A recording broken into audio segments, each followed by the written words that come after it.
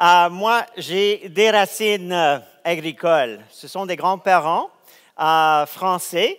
Et alors là, ils étaient fermiers, plutôt paysans du Massif central du France. Et il se dit, ben alors là, la vie est difficile et il faut se sauver vers la frontière, le nouveau monde. Et en fin de compte, en 1912, ils ont fait le voyage de Cherbourg jusqu'à Montréal. Puis par la suite, ben, c'est un accident, je pourrais être québécois, mais ils ont continué vers le Saskatchewan. Et donc, en fait, je suis Saskatchewanais et ma mère, c'est née, elle est la plus grande sur cette photo, sur le grand prairie de la Saskatchewan. Ils se sont installés en Saskatchewan et à cette époque-là, il y avait beaucoup de pionniers qui étaient là et il y avait ceux de l'Angleterre, de l'Ukraine, de la Russie, de la France, de la Belgique, de l'Allemagne. Et c'était bien intéressant parce que quelques-uns savaient bien faire l'agriculture, mais d'autres n'avaient aucune idée. Et donc, c'était la grande aventure et c'est toujours ça, l'esprit entrepreneur des agriculteurs au Canada. Donc, plus tard, ma mère s'est mariée avec mon père, M. Buckingham, didn't speak a word of French, so il fallait faire une petite enquête, en entente, est-ce qu'on va parler français et anglais? Bien, on parlait français, quoi. Bon, donc ma ferme familiale, c'était une entreprise de production bovine, aussi des récoltes, les céréales de canola, et on avait à peu près 600 hectares dans le nord de la Saskatchewan, tout près de la frontière de l'Alberta. Et moi, je dirais que c'était vraiment pour moi la floraison agricole et agroalimentaire de ma vie. Je commençais avec mon premier veau, ça c'est Flower, c'était mon veau, et ça c'est ma sœur en face. J'avais 3 ans et j'étais déjà producteur agricole. Plus tard, j'ai changé de cheval, disons, et j'ai parti de la ferme, je suis devenu avocat et je fais des études sur le commerce international. J'étais à l'étranger, je fais des projets de développement. Et alors là, je suis là je crois que c'est le Tanzanie avec des rambutans.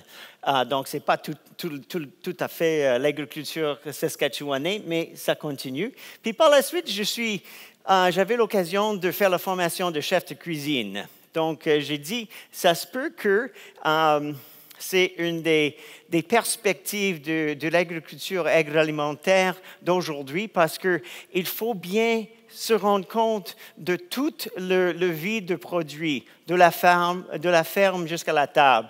Donc, si on ignore soit l'un, soit l'autre, on n'est vraiment pas au courant. Et d'après ce que j'ai lu et tout ce que je vois sur les journaux, vraiment, c'est la période d'intégration. Donc, c'est la raison pour laquelle je me trouvais dans la cuisine.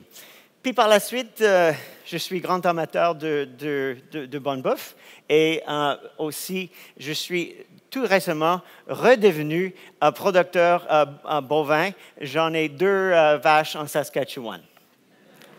Ça, c'est Moana et son veau, c'est Mickey Moo. Donc, on va en parler plus tard.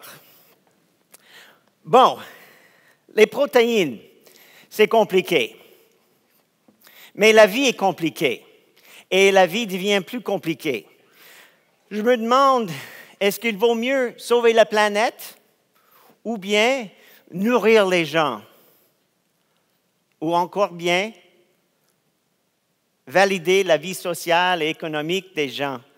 Et surtout au Canada, dans mon métier et dans le vôtre, la vie des producteurs et productrices canadiennes dans l'agriculture. Ce sont des questions difficiles. Ce sont des questions compliquées.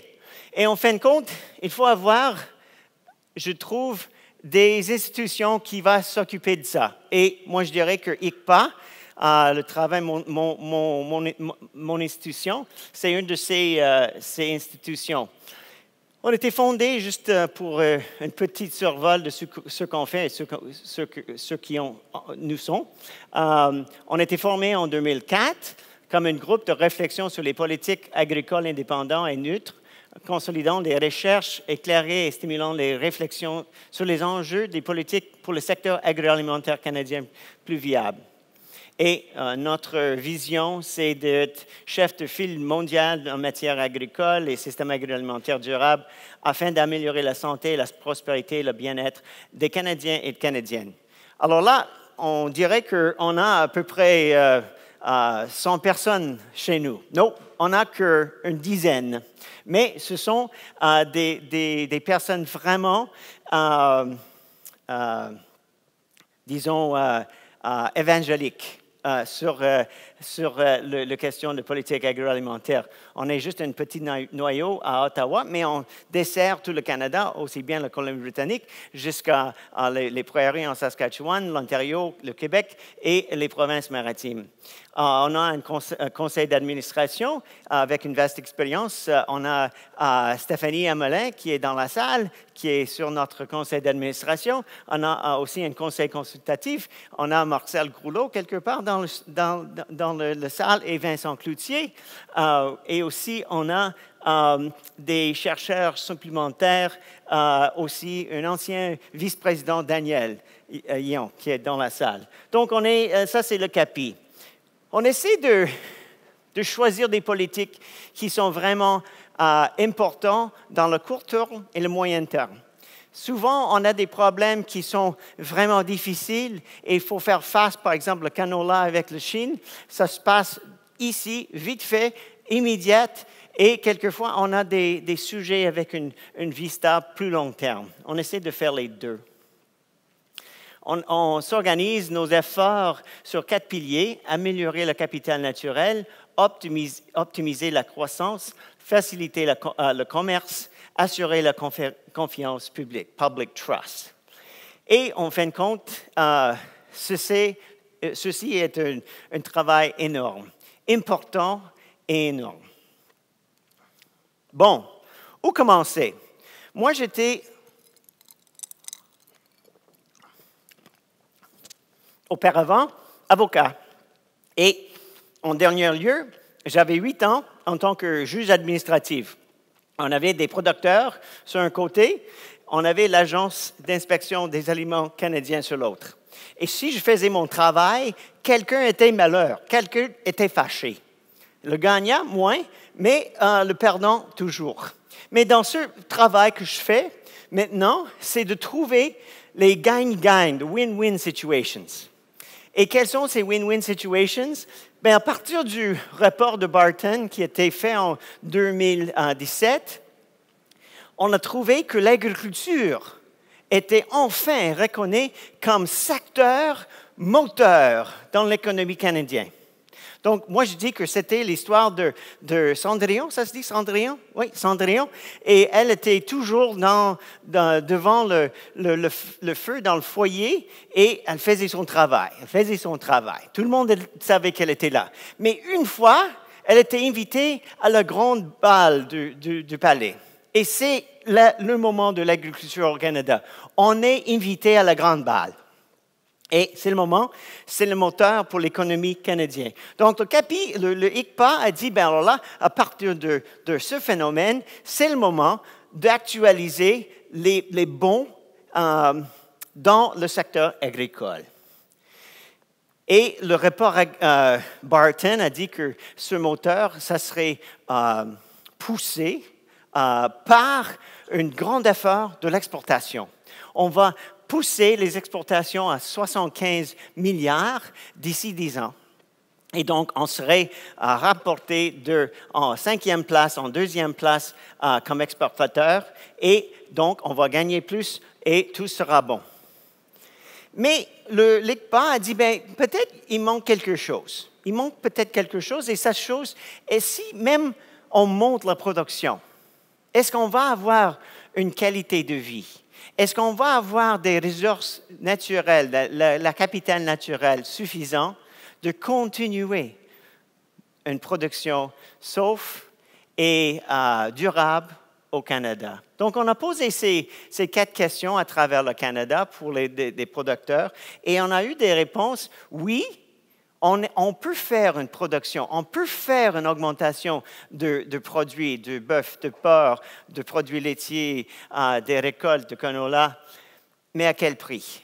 Donc, il faut avoir une sensibilité envers des autres conditions, des autres questions, et surtout le public trust, la confiance du consommateur, et aussi la durabilité. Donc, c'est ça. On est 2 ans plus tard, après le report Barton, et on a eu une table agricole de ce conseil consultatif sur l'économie canadienne. Et cette table, M. Le Collier, qui est le président du AgroPure, il faisait partie de cette table. Et ce table était des grands experts et les grands chefs de compagnie. Ils ont dit oui, on peut faire les cibles de croissance, mais il faut avoir des investissements en infrastructure, l'innovation, une sensibilisation de qu'est-ce qu'on a comme capital humain et une expansion des accords commerciaux avec l'Asie. Bon, voilà où on est. On est dans une période de croissance. On a beaucoup d'aspirations que la croissance est bien possible. Mais on se demande, est-ce qu'il y a des entaves? Et voilà, il y a des grandes opportunités. La consommation mondiale augmente. Il y a un chiffre qui est assez étonnant que toute la nourriture qui a été produite de l'an 0 jusqu'à aujourd'hui doit être produit de nouveau dans les 30 ans qui s'en viennent. Donc, ça fait penser. Donc, la consommation mondiale augmente parce qu'il y a beaucoup de monde et il y a beaucoup de moyens maintenant d'acheter de la nourriture de qualité. Le gouvernement canadien est convaincu et l'accès au commerce s'améliore ou se stabilise. J'ai fait ces diapos la semaine dernière, donc ça a changé un tout petit peu avec le canola. Mais le dollar canadien est toujours faible, qui aide nous pour vendre nos produits à l'extérieur. Ça, c'est juste une petite graphique. Disons que le commerce international d'ici 2026 va augmenter dans tous les secteurs, mais plus lentement que la dernière décennie, mais ça va monter partout. Les céréales, la viande, les poissons, les produits laitiers, des pommes de terre, des sucres et des légumes, des huiles végétales. Et donc, je sais que c'est vrai parce que j'ai coupé la terre de chez nous. La population mondiale consommera plus de viande. Donc, ça, c'est la vérité. Donc, même chez ça c'est un chiffre de FAO, la consommation de protéines par personne par jour augmente. Donc, on voyait la ligne bleue, c'est pour la demande mondiale, et dans les pays en voie de développement, c'est vert, et développé, c'est en rouge. En fin de compte, c'est une histoire assez étonnante parce qu'on entend beaucoup sur les protéines plantes, végétales et insectes, et on se pose la question, ben, est-ce que c'est vrai? Est-ce qu'on diminue notre consommation de la viande? Pas tout à fait. Ça augmente.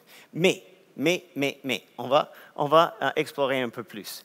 Donc, ce sont des pays en rouge ou en orange. Ce sont des pays qui seront des importateurs de protéines dans les années qui s'en viennent.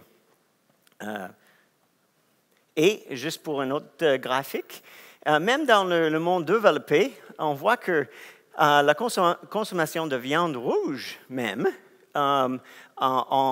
au Mexique, en vert, au Japon, en bleu, au Canada, ça diminue un tout petit peu, c'est le seul. En Chine, ça monte. En Europe, ça monte. Et aux États-Unis, c'est à peu près stable. Donc, on est pas mal convaincu que la consommation de protéines animales va augmenter. Mais on pousse pour la croissance canadienne. Et est-ce que ça serait juste dans la production de viande ou est-ce que ça serait dans tous les secteurs? Et en fin de compte, le table d'experts conseil a dit que ça va monter dans tous les secteurs. Et ça, c'est juste un chiffre qui dit, ben, ça monte, ça monte, ça monte, ça monte, et on va atteindre nos objectifs. Donc, sur le plan moteur, l'agriculture est bien placée. On a aussi beaucoup de succès avec nos accords internationaux. Et en fin de compte,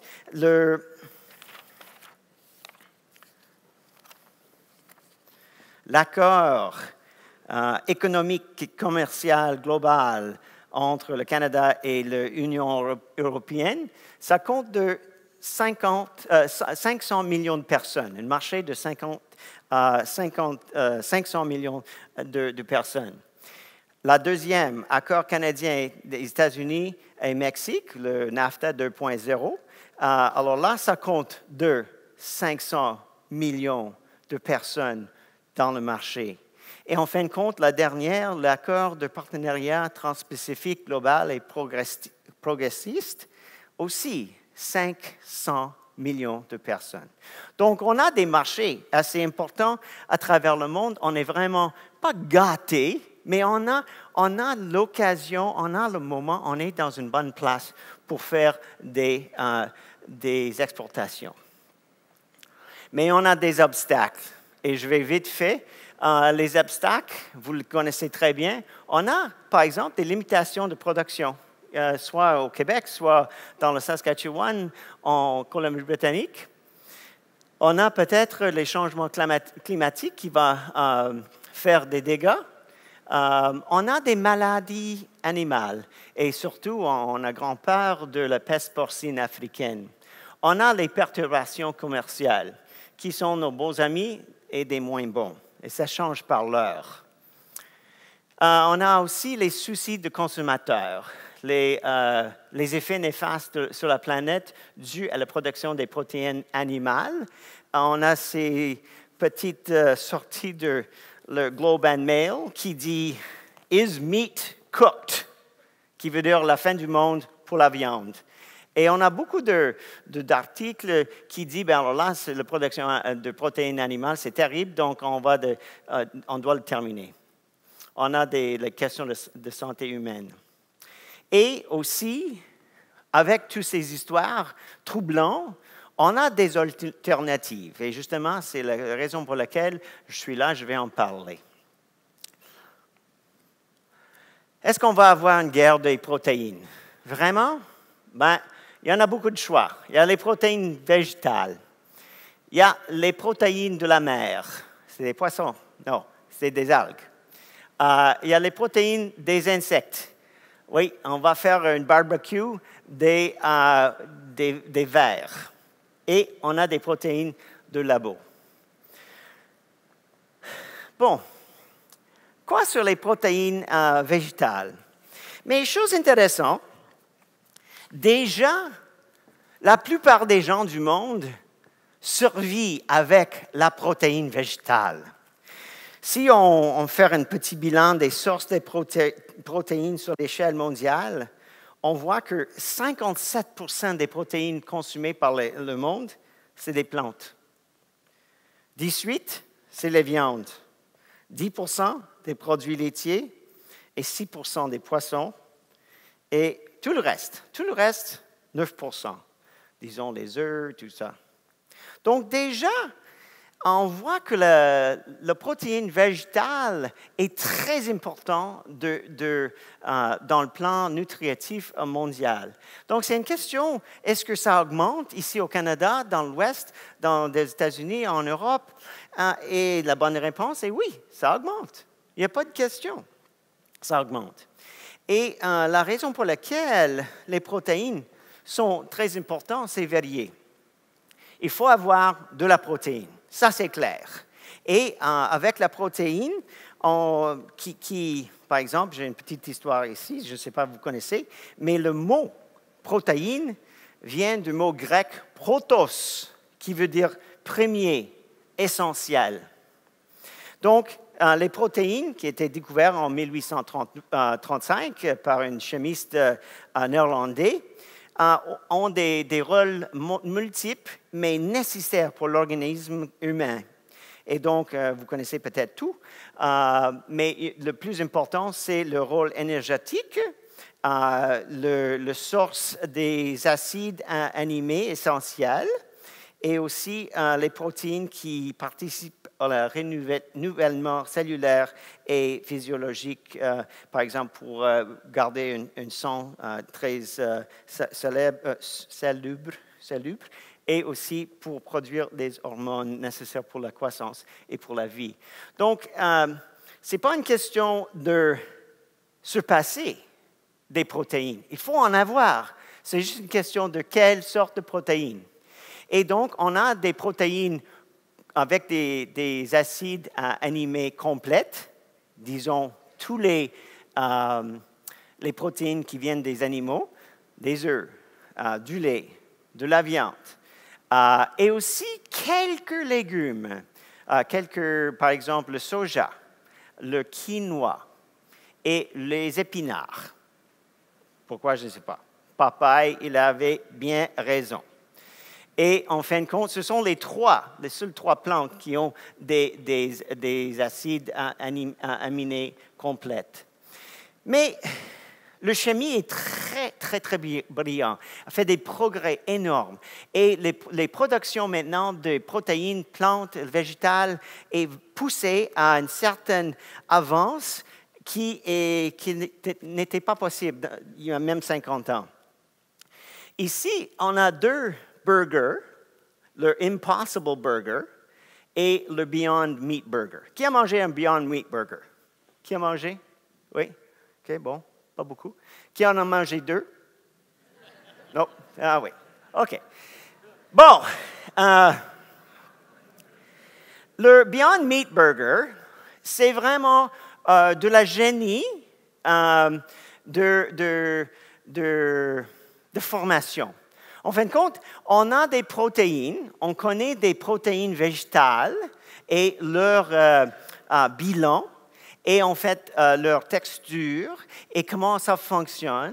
Et en fin de compte, c'est juste un processus de magie de mettre tout ensemble. C'est un petit peu comme un gâteau. On fait un gâteau avec un peu de pois chiches, un peu de céréales, un peu de protéines de pois, de l'huile de canola et des assaisonnements. Donc, on peut avoir maintenant un Beyond Beef Burger, Beyond Chicken Burger et Beyond Sausage Burger. OK, c'est un peu trop. Mais ça, c'est juste une question d'aménager tous les ingrédients et faire un gâteau et mettre ça dans le four et on a un burger. Mais le Impossible Burger, c'est pas pareil. C'est quelque chose d'autre. Et alors là, l'Impossible Burger, c'est fait avec une molécule aimée. Je ne suis pas nutritionniste, mais la molécule aimée, c'est comme dans le sang. C'est le globulin. Et avec ce aimé, on peut avoir pas juste la texture, mais aussi le son dans le burger. Et donc, ce sont des produits tout à fait végétaux, mais ça se produit par la modification génétiquement d'une bactérie. Et on fait ça dans le mélange, et donc le gâteau de burger, de Impossible Burger, a beaucoup plus de texture comme un vrai burger de bœuf. Donc, on a deux sortes de protéines végétales sur le plan burger. Quels sont les avantages? Bien, alors là, l'avantage, c'est moins de dégâts environnementaux. Parlant.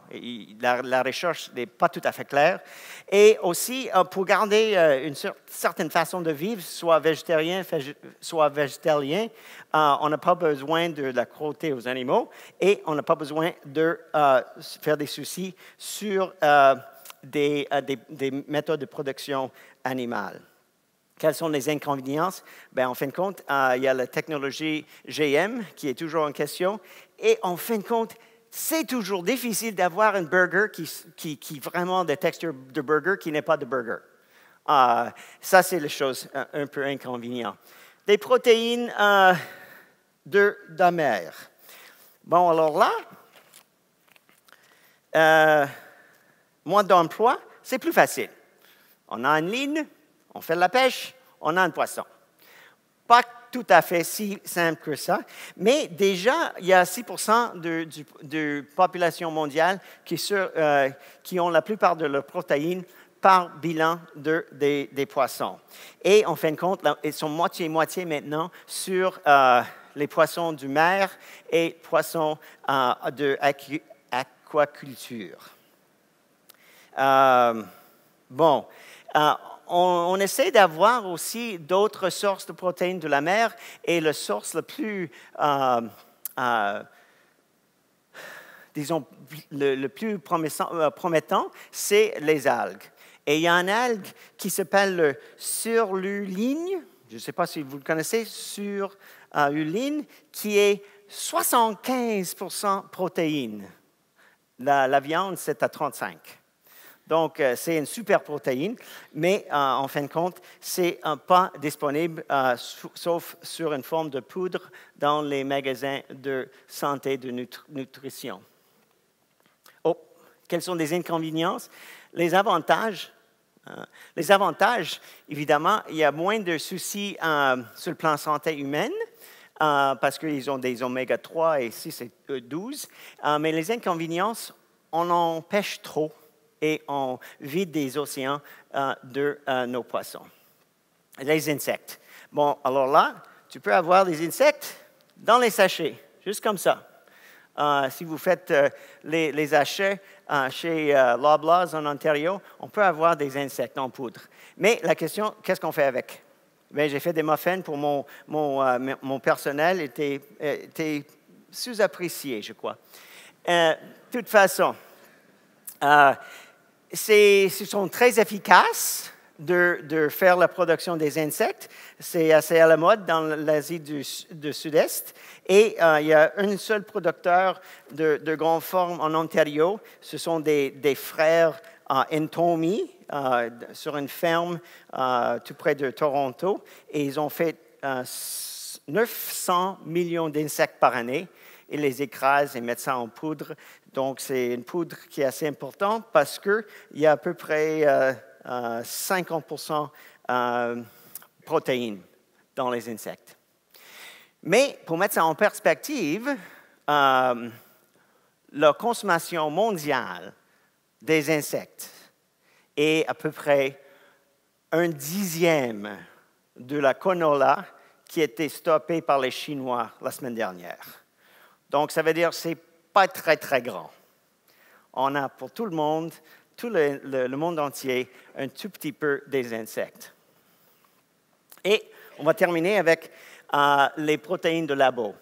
Mais alors là, c'est excitant parce que c'est une grande possibilité. On a beaucoup d'espoir et de fiance en la science. Mais quand même, la première burger qui était fait par les protéines de labo, c'était en 2013 et ça coûtait 400 000 $ canadiens pour une seule.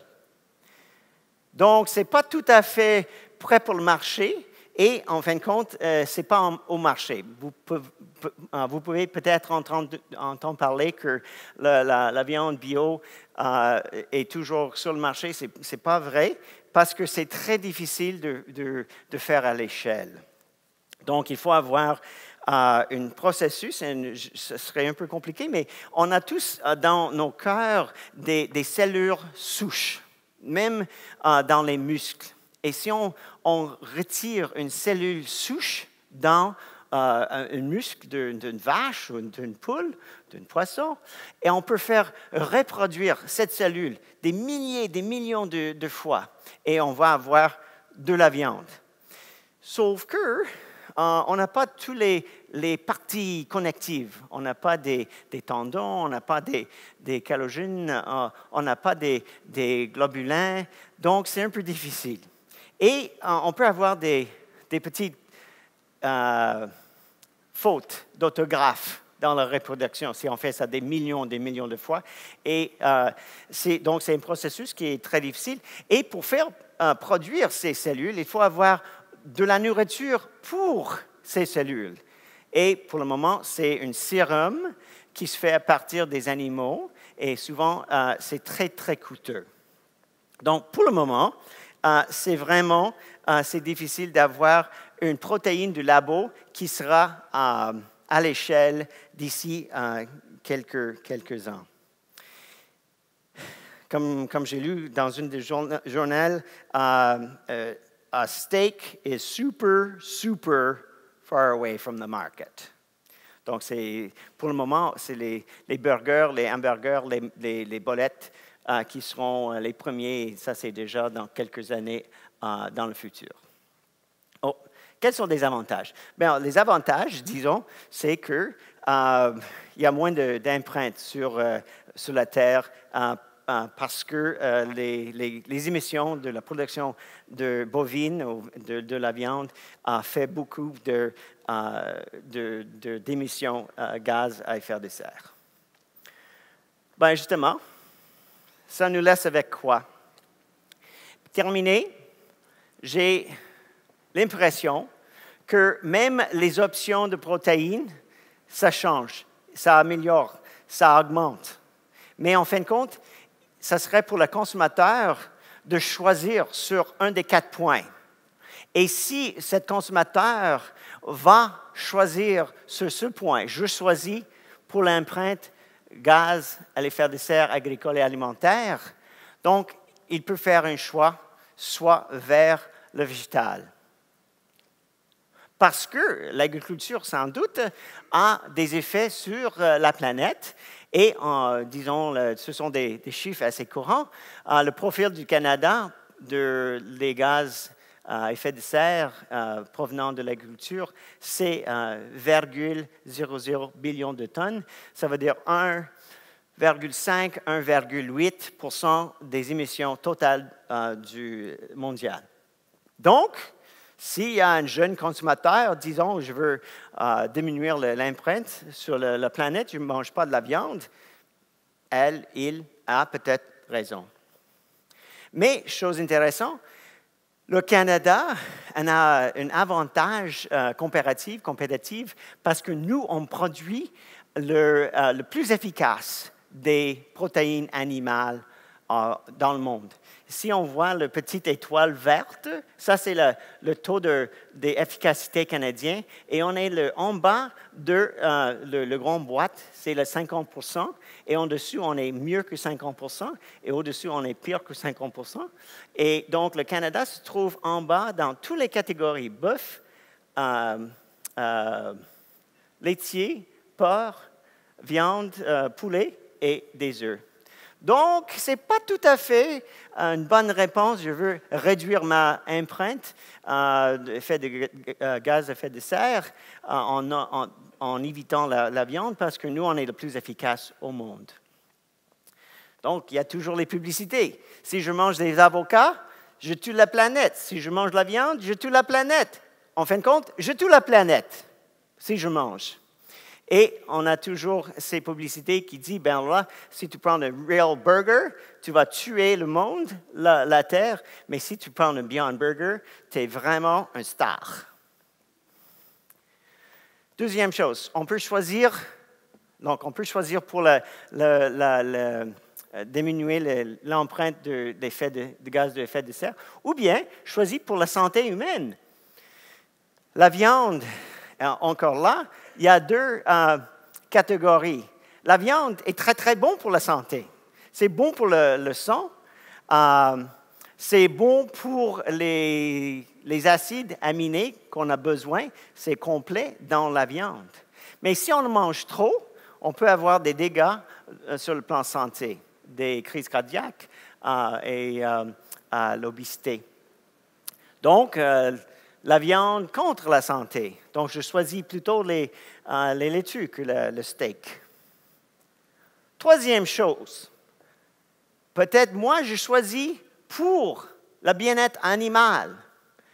Soit le bien-être animal est bien possible, ce jeune fille-là, avec la vache, ou bien, tout court, c'est pas possible, on ferme les abattoirs.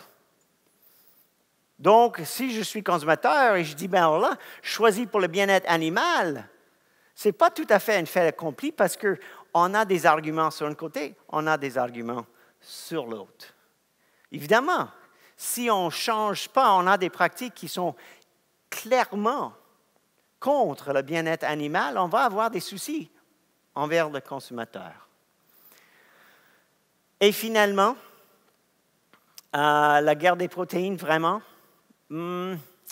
c'est pas évident. Le marché courant mondial pour les substitutions de protéines animales est en dessous de 1%, mais en croissance. Donc, il faut mettre ça en perspective. Si on parle des burgers qui vont se déguiser en burgers, mais fait de la protéine végétale, c'est un marché qui augmente pas très, très, très vite. Si on parle des produits de protéines végétales qui sont consommés autour du monde, c'est beaucoup. Donc, on n'est pas vraiment dans une guerre de protéines, mais on a beaucoup plus de choix de protéines et les manufacturiers, des transformateurs, ils ont plus de processus de faire nouveaux produits. Deuxième chose, les nouvelles technologies de production cellulaire font face à des obstacles réglementaires et techniques. Et alors là, moi, je lis beaucoup, beaucoup sur les processus de la viande de labo. Et c'est comme beaucoup de technologies, on dit que c'est possible, on le fait, mais il y a toujours des obstacles qui sont importants. Il n'y a pas un régime réglementaire au Canada pour approuver ces viandes. On a quand même des soucis technologiques sur la façon dans laquelle on produit la viande en labo parce que c'est difficile, c'est coûteux. Et il y a même des études maintenant qui disent que ça prend tellement d'électricité qu'au fur et à mesure, dans les 100 ans de production, on va avoir une empreinte de la production de gaz à effet de serre qui est plus élevée que la production traditionnelle dans les champs de l'Alberta ou le nord du Québec. Mais, ceci dit, il faut faire attention que je dis, ben alors là, tout est bon, vous êtes correct, pas à changer, il n'y a rien, pas de souci. Les soucis, ça vient des médias sociaux et ils sont fortes et la génération qui s'en vient, les générations qui s'en viennent, ils ont une différente façon de voir le monde et de voir la nourriture. Et donc, ils veulent savoir la façon dans laquelle la production est faite. Les obstacles qui sont toujours en place pour les nouveaux produits, le goût et la texture, les ingrédients, les technologies impliquées, comme je viens de dire. Et je termine avec un petit souci. Le quatrième choix, c'est peut-être le choix par tradition. Qu'est-ce que vous mangez? Justement, ce matin, on a déjeuné et j'ai vu des bines, des fèves. Ça ne se voit pas dans le reste du Canada. Ça, c'est une tradition. Et c'est une bonne tradition. C'est la protéine végétale. OK? On est bien. Mais en fin de compte, ça, c'est la tradition. Et on voit ici 19 pays. Et on voit la tradition de manger soit de produits laitiers, de porc, de volaille, de bœuf, de fruits de mer, du mouton. Et ça change par la tradition. Moi, je ne suis pas tout à fait convaincu que mes enfants vont changer et commencer de manger exclusivement des crevettes, j'ai une cravate, crevettes, et de tofu. Parce qu'ils sont des Canadiens et ça va prendre du temps pour changer et je ne crois pas que ça va changer vite. Nos traditions sont imprantées de toute la culture, toute la façon dans laquelle on a des informations du gouvernement, de la famille, des fêtes de Noël, l'Action de grâce. Et en fin de compte, on peut avoir cette transition de guide alimentaire canadien de 2007 en 2019, mais je ne crois pas que ce serait la prochaine. Donc, mes conclusions. Ça, c'est Moana. Ça, c'est ma vache. Et moi, je suis parmi les seuls au Canada qui peut dire que j'ai augmenté mon troupeau de 100% dans une semaine. Mais je l'ai fait, elle a un bébé maintenant. Et donc, je dirais que dans l'avenir, il y a toujours de la demande pour les steaks de veau de Moana. Je suis convaincu, moi, je ne suis pas pessimiste. La production traditionnelle des vaches au Canada, ça va continuer. Et il y a des bonnes raisons pour lesquelles ça va continuer. On a des terres marginaux où on ne doit pas mettre des récoltes. Ils sont fragiles. Et on a fait des études. Si on garde les herbes natives, on peut mettre beaucoup plus de carbone dans les terres avec des vaches qu'avec des récoltes. Donc, je crois qu'il y a des raisons pour lesquelles cette demande va continuer. Mais les demandes de consommateurs changent. Ça, c'est vrai aussi. Donc, ce n'est pas juste manger ton steak et dis rien. Il y a des jeunes quelque part qui ont faim. Ça ne va pas. Les consommateurs, ils veulent savoir beaucoup plus et ils veulent savoir d'où ça vient leur nourriture. Chose intéressante, moi, je crois que dans l'avenir, on va avoir beaucoup plus de protéines combo. On va avoir de la viande mélangée avec des protéines végétales. Et ça se voit déjà dans les grandes compagnies. Ils essaient d'avoir des bols. Je ne sais pas si vous connaissez. Il y a une espèce de bol. Et le bol, il y a des protéines végétales avec des protéines animales. Donc, ça, c'est une combinaison prix-fait pour le consommateur. Mais on peut avoir aussi des burgers qui sont moitié protéines de pois, protéines animales. Quand j'étais petit, on faisait des burgers avec du bœuf haché de chez moi et du pain. C'était à peu près ça. Donc, ça va continuer d'avoir des combos. Et en fin de compte, ça c'est une conclusion, on n'est pas des ennemis des producteurs de protéines, des transformateurs de protéines végétales et viande. Il faut faire de la place pour toutes les protéines à la table. Alors, ça serait bien difficile de continuer le business as usual. L'innovation et l'investissement sont utiles afin de valider les caractéristiques requises par le consommateur. Le Canada doit maintenir et monnayer ses avantages compétitifs dans le secteur des protéines animales. Et je vous quitte avec un bon exemple. Moi, je dirais que l'exemple la plus forte dans le Canada maintenant, c'est vraiment l'exemple dans le secteur bœuf. Et on a dans le secteur bœuf la table ronde canadienne sur le bœuf durable. Alors là, ils ont réuni une communauté de 75 membres, y compris McDo, les producteurs bovins canadiens du Canada, et aussi Nature Conservancy of Canada. Ce ne sont pas des gens qui se mettent très souvent dans la même salle. Et ils ont dit, qu'est-ce que c'est la durabilité? Quels sont des indices? Qu'est-ce qu'on peut pour mesurer les indices? Et alors là, on va mettre ça tout devant. On va mettre ça d'une façon très transparente.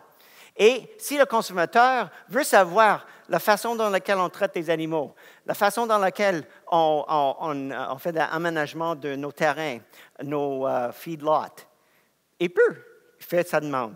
Et en fin de compte, je crois que ça, c'est l'avenir. C'est la coopération, les communautés d'intérêt, y compris des gens qui auparavant pensaient peut-être des ennemis. Mettre ça, tout le monde devant cette table et on va avoir une belle future de protéines. Merci.